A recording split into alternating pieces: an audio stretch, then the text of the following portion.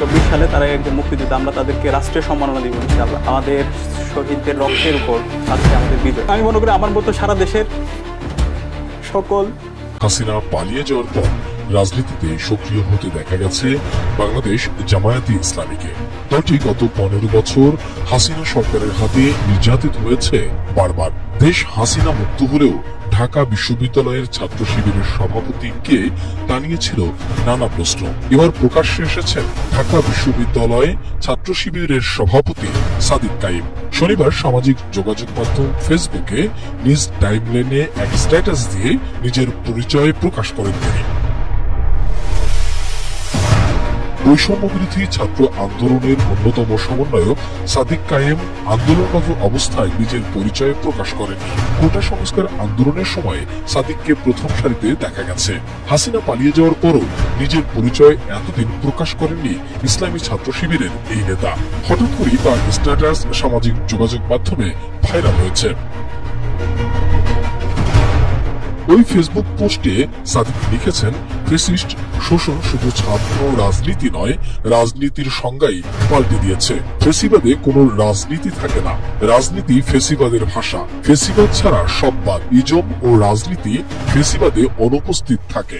ফেসিবাদে কোনো রাজনীতি নাই, শুধু ফেসিবাদী আছে। টেন্ডারবাজি, গুম, খুন, ক্রসফায়ার, ফাঁসি, ধর্ষণ, রাহাজানি, দুর্নীতি এসব রাজনীতি না, এগুলো ফেসিবাদ।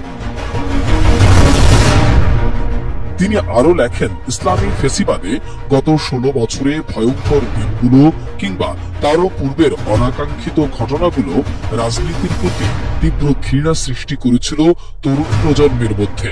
কিন্তু 24-এর ছাত্র জনতার অভ্যুত্থান সব ভুল ভেঙে দিয়েছে। রাজনীতি সম্পর্কে তৈরি হয়েছে নতুন সচেতনতা। দেয়ালে দেয়ালে লেখা হচ্ছে, এখানে রাজনৈতিক আলাপ জরুরি। সাদিক আরো লেখেন, আমরা জানি এই স্বাধীনতার জন্য শহীদ হয়েছেন রাজনৈতিক দল সংশ্লিষ্ট এবং দলের আওতাভুক্ত রাজনীতি সচেতন ছাত্র জনতা। ফেসিবাদের পতন ঘটানোর চেয়ে বড় রাজনীতি আর কোনো রাজনীতিই না। আমরা চাই সেই রাজনীতির আদর্শে ছাত্র রাজনীতির ব্যাপক ইতিবাচক সংস্কার হবে। ভবিষ্যতের ছাত্র রাজনীতিতে মত দ্বিমত হবে, যুক্তির পাথরে সবাই বিক্ষুব্ধ হবে, কিন্তু কোনো হকি স্টিক কিংবা স্টাম্প থাকবে না, কোনো গেস্ট্রম গণরুম থাকবে না। 24-এর আকাঙ্ক্ষাকে বুকে নিয়ে এগিয়ে যাবে এই ছাত্র রাজনীতি। মধুতে ভিন্ন মতের কেউ চা খেলে অপর পক্ষের কেউ তেড়ে আসবে না। একাডেমিক পরিবেশ কোনো বিঘ্ন ঘটবে না। বিশ্ববিদ্যালয়ে থাকবে ছাত্র সংসদ ভিত্তিক ছাত্র রাজনীতি। গণতান্ত্রিক দেশে ভিন্ন মতের প্রতি থাকবে সম্মান, কিন্তু কেউ যেন স্বৈরাচারী না হয়ে উঠতে পারে সে ব্যাপারে রাখতে হবে সজাগ ও পূর্ণ দৃষ্টি।